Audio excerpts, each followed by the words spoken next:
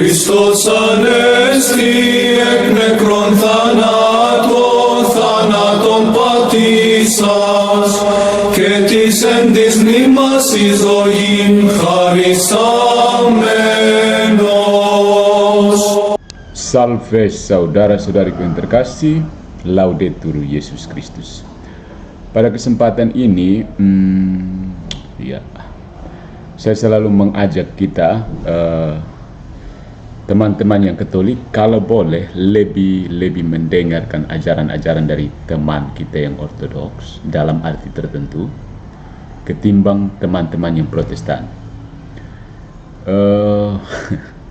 Menurut saya, kedua-duanya memang Protestan.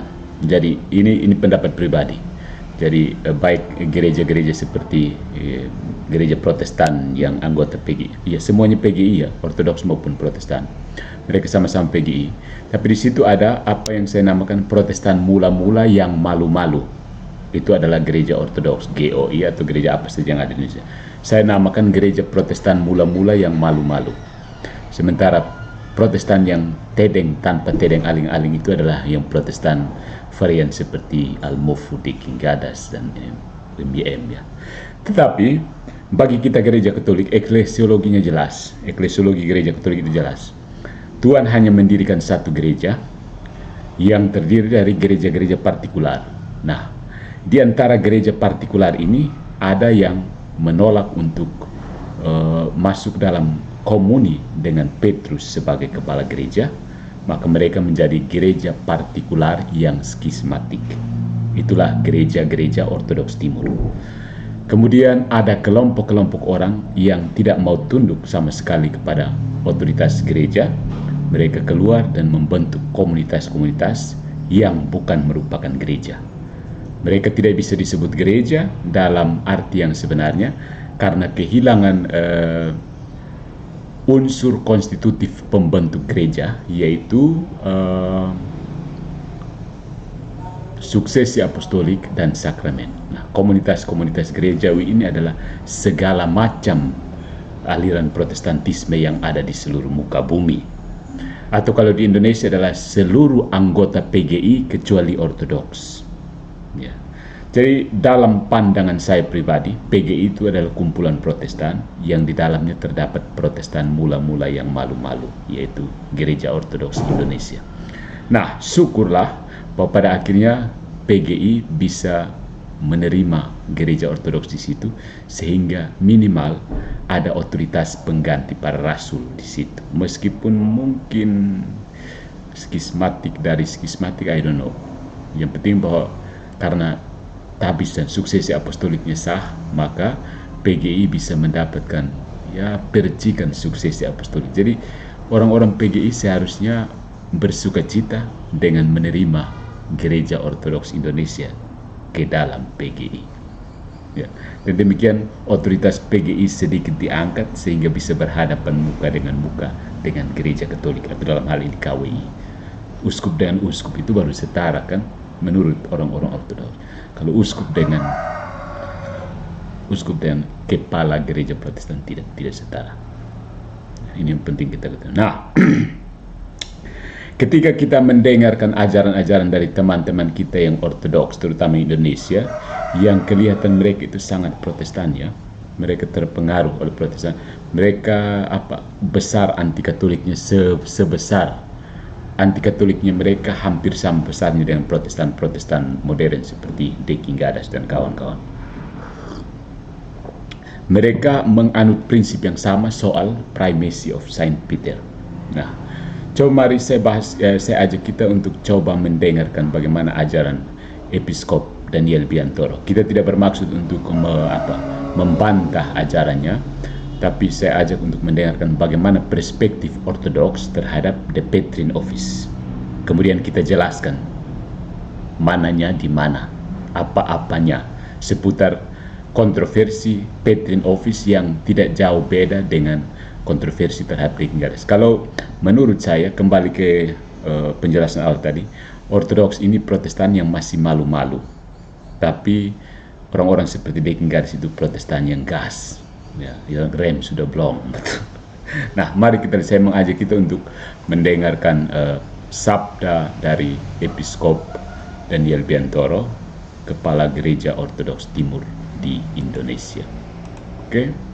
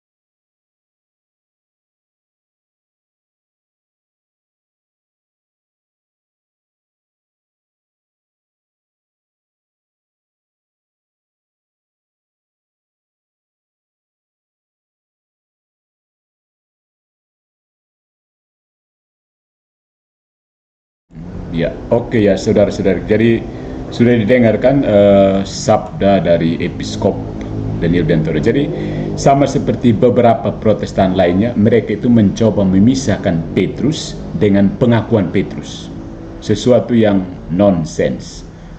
Ya, Petrus dan pengakuan Petrus. Pengakuan Petrus tidak bisa diceraikan dari pribadi Petrus sendiri. Tidak bisa. Si Petrus yang mengaku kan.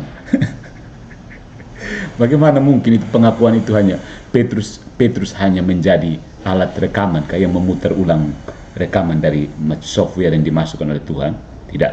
Petrus benar-benar memutuskan untuk mengaku.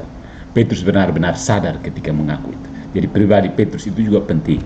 Nah, kita tidak usah membahas perbedaan-perbedaannya. Saya mau mengajak kita melihat gambaran umum bagaimana keutamaan Petrus dalam perspektif Katolik yang membedakan gereja Katolik dengan gereja Timur skismatik, yaitu Ortodoks Timur. Nah, masalah penting ini telah lama memecah belah umat Katolik dan saudara-saudara Ortodoks kita. Otoritas Santo Petrus dan dengan perluasan pada otoritas Paus. Otoritas ini penting. Ini bukan hanya perdebatan teologis, tetapi ada masalah yang menyentuh dasar persatuan, otoritas, dan kebenaran gereja. Baik Katolik maupun Kristen Ortodoks sepakat pada sesuatu yang mendasar.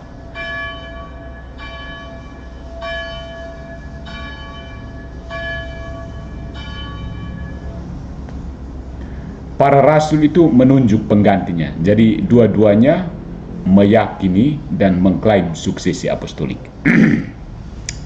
Kita mengakui kesinambungan kepemimpinan apostolik, kepemimpinan rasuli. Tetapi kita berbeda dalam pemahaman kita tentang otoritas yang diberikan Kristus secara khusus kepada Petrus. Ungkapan tu es Petrus itu ditafsir secara berbeda-beda. Tu es Petrus, engkau adalah Petrus. Kata-katanya jelas, bukan engkau adalah Petrus. Oke. Perbedaan ini telah membentuk sejarah gereja kita dan terus mendefinisikan relasi kita sampai pada hari ini. Sebagai umat Katolik, kita percaya bahwa Kristus sendiri menetapkan Petrus sebagai kepala gerejanya yang kelihatan. Ingat, kepala gereja yang kelihatan. Karena Kristus tidak kelihatan di dunia. Nah, apa yang disampaikan Episkop Daniel tadi adalah kepala gereja dan fondasi gereja itu suatu hal yang berbeda. Fondasi gereja adalah para rasul, iya, tapi siapa yang mengepalai para rasul? Memang tidak ada ketua kah? Jadi semuanya bisa bicara? Tidak mungkin. Kita lihat saja contoh pada saat Pentakosta, ketika Roh Kudus dicurahkan kepada para rasul, Petruslah yang berkhotbah dan 3.000 orang bertobat. Jadi tidak semua orang berkhotbah pada saat yang sama. Itu nanti orang bingung kan? gitu. Jadi dalam Matius 16:19 Yesus mengatakan kepada Petrus, ingat, mengatakan kepada Petrus, aku akan memberikan kepadamu kunci-kunci kerajaan surga. Apapun yang kamu ikat di bumi akan diikat di surga, dan apapun yang kamu lepaskan di bumi akan dilepaskan di surga. Perhatikan bahwa pada abad ke-16 siapa yang merampas kunci ini? Trio wek gitu kan. Luther, Calvin, Zwingli. Perhatikan sesuatu yang sangat penting di sini. Kuasa kunci-kunci diberikan kepada Petrus doang, Petrus saja. Tu es Petrus, ya. Tu es Petrus and your friends, no, bukan. Tu es Petrus et amici, no. Tu es Petrus et super hanc Petram edificabo ecclesiam meam. Tu es Petrus. Bahasanya sudah jelas sekali, jangan diputar liu lagi kan. Engkau adalah Petrus dan aku. Ya, begitu ya. Kuasa mengikat dan melepaskan kemudian diperluas kepada para rasul yang lain. Itu dalam Matius bab 18 ayat 18. Tetapi kunci-kunci sebagai simbol otoritas tertinggi dipercayakan kepada sola Petrus, solus Petrus, ya, kepada Petrus saja. Ya. Saudara-saudari ortodoks kita berpendapat bahwa kedua amanat ini, baik kunci maupun kuasa untuk mengikat dan melepaskan, adalah identik. Ya. Jadi mereka pikir pada zaman kerajaan Daud, Eliakim itu ada beberapa begitu, ada beberapa perdana menteri. Pada satu saja perdana menteri kan yang pegang kunci kerajaan Daud. Ya, tapi Ortodoks kok nggak nyampe ke situ ya. Padahal Ortodoks itu orang yang menghormati tradisi juga ya. Bagaimana mereka tidak bisa membaca tipologi Eliakim sebagai perdana menteri pelayan kerajaan Daud. Ya. Kuncinya diberikan kepada Eliakim saja, tidak kepada Eliakim dan kawan-kawan. Jadi bagi mereka, teman-teman kita Ortodoks ini yang diwakili oleh Episkop Daniel di sini adalah bahwa kunci dan kuasa untuk mengikat dan melepaskan itu identik, yaitu para uskup semua. Mereka percaya bahwa otoritas apapun yang diberikan kepada Petrus, apapun yang diberikan kepada Petrus, diberikan secara setara kepada semua rasul. Ya. Jika itu benar, maka kita harus berharap untuk melihat setiap uskup sepanjang sejarah menjalankan tingkat otoritas yang sama dengan uskup Roma. Akan tetapi, sejak abad-abad awal, sejarah menceritakan kisah yang berbeda. Coba tanya Deki Gadas. Para penerus Petrus, para uskup Roma, telah menjalankan peran unik sebagai penengah iman dan moral. Sekali lagi coba tanya DN. Dia setuju apa enggak ya? Tapi kebenaran tidak tergantung dari DN, bukan? Perhatikan abad-abad awal kekristenan. Para uskup Roma sering campur tangan dalam perselisihan teologis. Tidak hanya di barat, tetapi juga di timur. Ya. Para uskup dari bagian timur Kekaisaran Romawi mencari bimbingan Paus, bahkan memohon intervensinya untuk menyelesaikan perselisihan dan memerangi bidat. Ingat, sepanjang sejarah bidat demi bidat bermunculan di timur. Karena itu konsili-konsili kan selalu ada di timur kan, untuk menyelesaikan bidat di sana. Bahkan uskup Konstantinopel, Patriark Nestorius, jatuh ke dalam bidat heres, ya, Nestorian kan. Ya. Ini bukan perkembangan di kemudian hari. Ini adalah catatan sejarah gereja mula-mula. Sekarang, teman-teman Ortodoks kita mengklaim bahwa otoritas kepausan tidak didirikan oleh Kristus, tetapi dikembangkan dari waktu ke waktu karena situasi historis, karena keadaan sejarah. Mereka mengatakan bahwa umat Katolik hanya membaca kembali ke dalam sejarah sesuatu yang tidak ada di sana. Ya. Kalau mereka appeal to history, tapi Protestan lebih radikal lagi. Mereka pikir orang Katolik bereisegesis, membaca ke dalam kitab suci untuk melegalkan sesuatu yang merupakan inovasi manusia. Protestan itu keras kepala mereka. Mereka tidak mau mengikuti tafsiran Bapak Gereja lalu menuduh orang Katolik bereisegesis. Coba dengar saja mereka punya pembelaan terhadap ketidaktaatan terhadap otoritas Paus, otoritas Petrus. Jadi Kalau teman-teman kita Ortodoks mengatakan kita membaca sejarah, membaca ke dalam sejarah, Protestan justru lebih lancang mengatakan bahwa orang Katolik membaca ke dalam kitab suci. Jadi alih-alih mengakui yurisdiksi kepausan, mereka hanya mengakui keutamaan kehormatan, primacy of honor, ya. Posisi yang dihormati tetapi bukan otoritas. Posisi yang dihormati, ya. Makanya ketika Uskup Konstantinopel dihormati karena kaisarnya sudah pindah ke Bizantin sana, apa yang terjadi? Orang-orang Konstantinopel yang saatnya Konstantinopel harus jadi primacy of honor. Keliru kan? Ya. Teolog besar, teolog Ortodoks dia, John Meyendorff, itu berpendapat bahwa keunggulan Roma hanya karena signifikansi numeriknya, karena jumlahnya yang banyak. Ini kayaknya dianut oleh Protestan sebagian juga. Lokasi geografis, terutama karena ibu kota mula-mula adalah ibu kota Roma, ibu kota Romawi, dan ortodoksi yang teguh dari para uskupnya. Jadi dia mengakui, si John Meyendorff, teolog Ortodoks ini mengakui bahwa keutamaan Roma itu karena signifikansi numerik, jumlah pengikutnya banyak, lokasi geografis yang strategis yaitu di ibu kota Roma, dan ortodoksi yang teguh dari para uskupnya. Dia mengakui bahwa memang gereja Roma itu ortodoksinya keras begitu. Tetapi apakah ini cukup untuk menjelaskan kesaksian sejarah yang tak terputus? Berkali-kali Roma telah berdiri teguh, sementara gereja-gereja lain jatuh ke dalam bidat. Itu catatan sejarah yang tidak bisa diabaikan begitu sih. Roma berdiri teguh, bahkan mau dihantam oleh pasukan Ottoman pun, bahkan ketika didukung oleh Luther dan kawan-kawan supaya menghancurkan kepausan di Roma pun, Roma tetap berdiri teguh. Protestan sekongkol dan Ottoman juga sama setetap, Roma tetap bertahan. Jadi gereja-gereja lain jatuh ke dalam bidat, Roma tetap berdiri teguh. Beberapa sejarawan non-Katolik menganggap ini sebagai kebetulan belaka. Bayangkan, kebetulan saja Roma bertahan begitu. Kebetulan saja Roma bertahan. Seolah-olah para uskup Roma sangat-sangat beruntung dalam setiap perselisihan teologis. Dan mereka beruntung tiap kali mereka yang menang debat begitu. Kalau prinsip Protestan, Roma itu menang perdebatan terus. Kebetulan mereka menang perdebatan terus. Makanya sekarang mereka ajak supaya debat ulang bilang. Karena dong semua menang. Jadi kita sebagai umat Katolik melihat tangan Allah memelihara gereja melalui takhta Petrus, sebagaimana yang dijanjikan oleh Kristus sendiri. Orang Katolik itu percaya sekali kepada Tuhan. Teman-teman kita yang Protestan tidak percaya Tuhan. Mereka berasumsi bahwa Tuhan tidak sanggup lagi menjaga gereja, sehingga mereka harus keluar dari gereja dan menciptakan gereja tandingan versi mereka sendiri yang jauh lebih baik daripada gereja Kristus.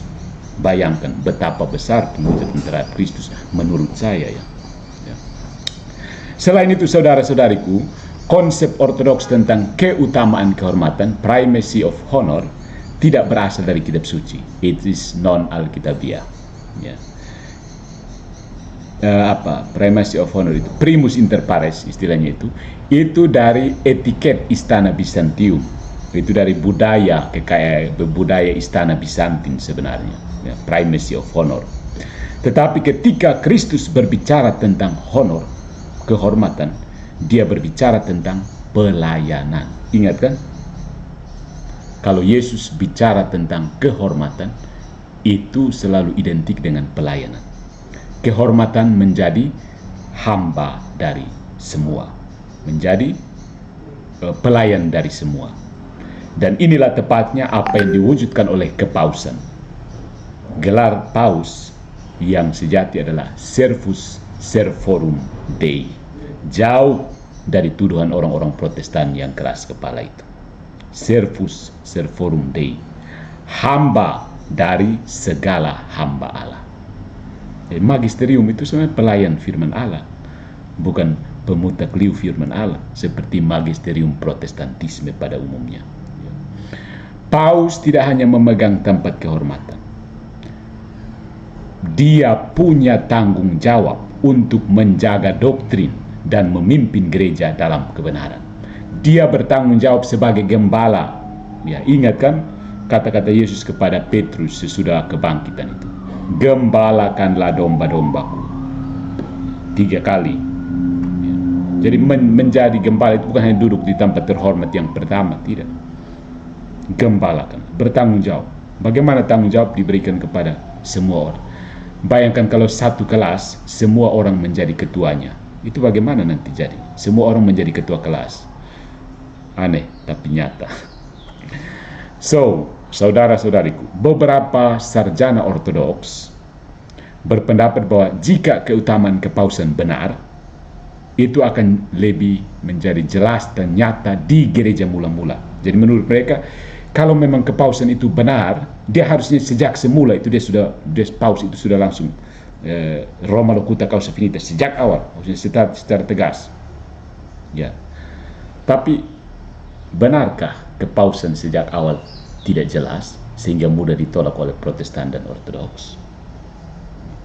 Paus-paus awal bahkan di bawah penganiayaan menjalankan otoritas atas seluruh gereja. Ya. Tapi ya, gereja pada saat itu kan bukan seperti sekarang yang jalan-jalan 2 meter ketemu gereja, jalan 2 meter ketemu gereja. Gereja waktu itu kan ya paling-paling di Kekaisaran Roma saja kan. Ya. Jadi paus-paus awal itu menjalankan otoritas seluruh gereja bahkan di dalam penganiayaan Kekaisaran Roma itu kan.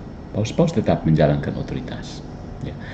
Misalnya, sebagai contoh, surat Paus Clemens pertama kepada jemaat Korintus sekitar tahun 96. Ya, 96 Masehi. Dan Rasul Yohanes ternyata masih hidup pada saat itu. Ya. Rasul ini. Sebuah perpecahan telah muncul di gereja Korintus. Kayaknya mulai ada orang Protestan di Korintus kan. Dan Paus Clemens campur tangan. Bukan hanya sebagai sesama uskup yang peduli, tetapi dengan otoritas. Dia berbicara secara otoritatif. Dia tidak menyarankan resolusi. Dia memerintahkan para skismatik untuk taat. Ya. Perintahkan harus taat. Tidak bisa bilang mari kita diskusi, mari kita debat. Dia bahkan menyatakan bahwa suratnya ditulis melalui Roh Kudus, di bawah bimbingan Roh Kudus. Memperingatkan bahwa ketidaktaatan akan mendatangkan bahaya yang tidak kecil.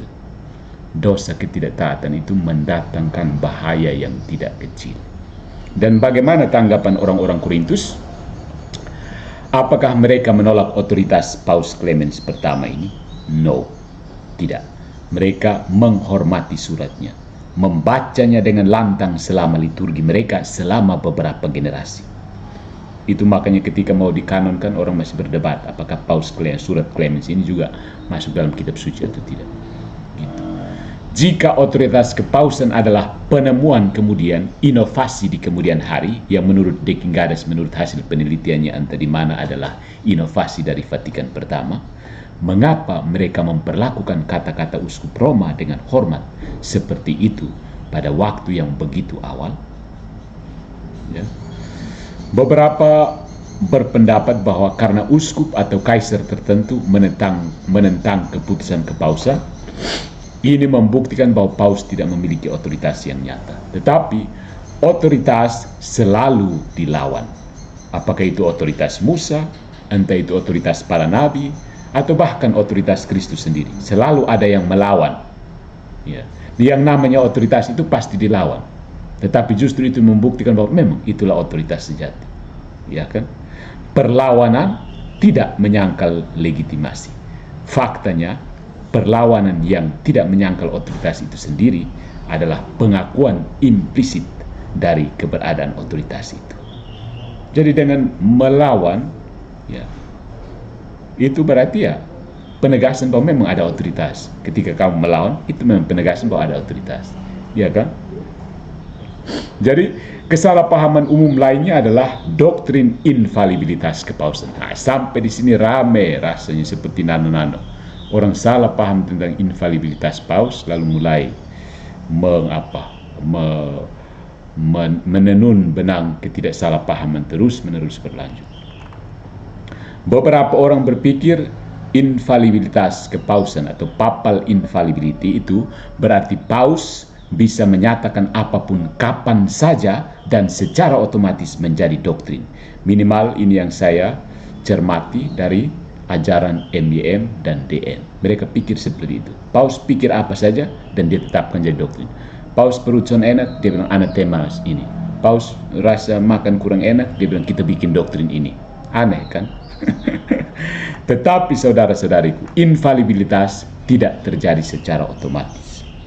Gereja tidak pernah mengklaim bahwa paus memiliki jawaban langsung untuk setiap pertanyaan. Ya. Sebaliknya, karisma infalibilitas itu justru memastikan bahwa ketika paus secara definitif menyatakan doktrin tentang iman atau moral, dia dilindungi dari kesalahan oleh Roh Kudus. Jadi orang Katolik itu percayanya kepada Roh Kudus, bukan kepada trio kuek yang mau dengan sombongnya mau mereformasi gereja. Mereka itu Roh Kudus kah? Orang Katolik percayanya Roh Kudus, bukan uskup saja tidak. Luther dan Zwingli pastor saja kan, belum habis uskup dan mereka bangun mau langsung jadi paus. Apalagi Calvin, Haridau, why? Kenapa kamu berhasrat sekali, kebelet sekali mau jadi paus ya?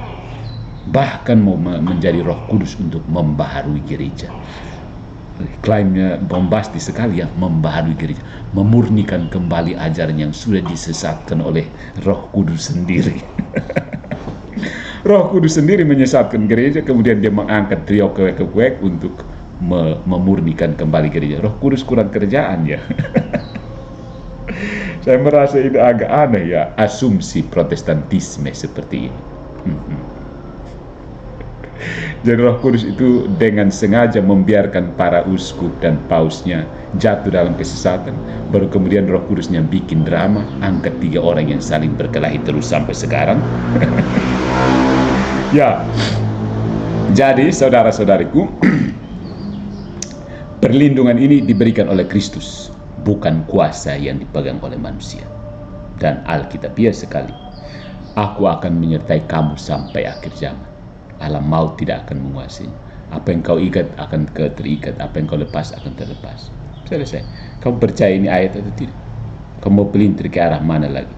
Batu di Matius, ya batu di Matius. Jangan lari ke batu di Efesus lagi. Siapa yang suruh kamu lari ke batu di Efesus? Memangnya ada tulis di situ bilang, baca nanti batu yang dimaksud di sini Matius ini adalah batu yang dimaksud di Efesus. Begitu ada tulis di situ. Aneh, agak lucu ya tafsiran bahwa Petra yang dimaksud itu adalah the rock, itu bukan Petrus tapi the rock itulah Kristus. Memangnya sesudah tulis tu es Petrus et super hanc Petram edificabo ecclesia meam. Sesudah itu penulisnya langsung beritahu batu yang dimaksud itu bukan Petrus di sini ya. Batu yang dimaksud itu nanti lihat Efesus di sana. Batu yang dimaksud itu Yesus Kristus. Memang ada tulisan seperti itu atau Protestan yang mau menafsir seperti itu? Coba jawab teman-teman yang Protestan. Yang mendukung kebatuan, bukan ketidakbatuan dari Petrus dan lebih mendukung kebatuan dari Tuhan kita Yesus Kristus. Ya, tapi satu hal yang mungkin saya tambahkan di sini, karena apa? Protestantisme menolak partisipasi metafisik. Jadi Yesus adalah batunya, para rasul tidak bisa menjadi batu lagi. Padahal kitab suci menyatakan sebaliknya. Fondasi batu penjuru itu adalah Yesus dan para rasul menjadi batu fondasi. Nah, di batu fondasi itu batu yang paling kokoh untuk menjadi fondasi itu adalah Peter kan? Nah, Peter is the rock. The rock ya the rock. Dan di ayat 16-18 itu tidak ada petunjuk bahwa nanti kamu artikan Petrus yang di sini, batu yang di sini adalah batu yang di Efesus sana. Efesus atau Korintus ya? I don't know because I don't care. Ya, jadi akhirnya saudara-saudara Ortodoks kita mendasarkan sebagian besar eklesiologi mereka, eklesiologi ilmu tentang manajemen sistem gereja, pada apa yang mereka sebut eklesiologi ekaristi. Eklesiologi ekaristi. Gagasan bahwa setiap gereja lokal sepenuhnya lengkap dalam dirinya sendiri. Jadi semacam Makanya mereka punya konsep yang namanya gereja autocephalus. Ya, lengkap dalam dirinya sendiri. Jadi ada gereja Ortodoks Bulgaria, gereja Ortodoks Indonesia sekarang, gereja Ortodoks Polandia, gereja Ortodoks Ceko, gereja Ortodoks Belarus. Itu semua dia sendiri dalam dirinya sendiri. Sudah penuh, tidak butuh lain lagi. Ya. Jadi sudah mirip macam Protestan sebenarnya. Protestan dengan suksesi apostolik. Ya. Jadi gagasan bahwa setiap gereja lokal sepenuhnya lengkap dalam dirinya sendiri. Beda dengan Katolik, setiap gereja lokal itu utuh sebagai gereja, tetapi hanya menjadi penuh in communion with the Church of Rome. Jadi Keuskupan Agung Kupang itu hanya benar-benar menjadi gereja Katolik kalau dalam komunion dengan Keuskupan Roma. Begitu. Nah, sekarang yang terjadi adalah Igreja Katolika Independente ia Timor Leste. Itu Protestan. Jangan bilang itu Katolik, meskipun mereka mengusung nama Katolik.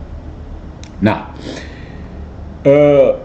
tidak menjadi mereka percaya bahwa setiap gereja lokal itu sudah sempurna dalam dirinya sendiri, sudah utuh dalam dirinya sendiri, autocephalus, dan tidak ada seorang uskup yang memiliki otoritas atas yang lain. Jadi uskup Kupang misalnya tidak punya otoritas, tidak punya hak apa-apa mengurus uskup di Atambua. Ya. Padahal sebenarnya kalau yang sejatinya ada hierarki.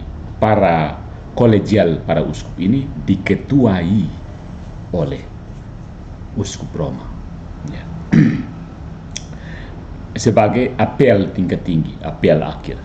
Ya. Apa istilahnya? Naik banding terakhir.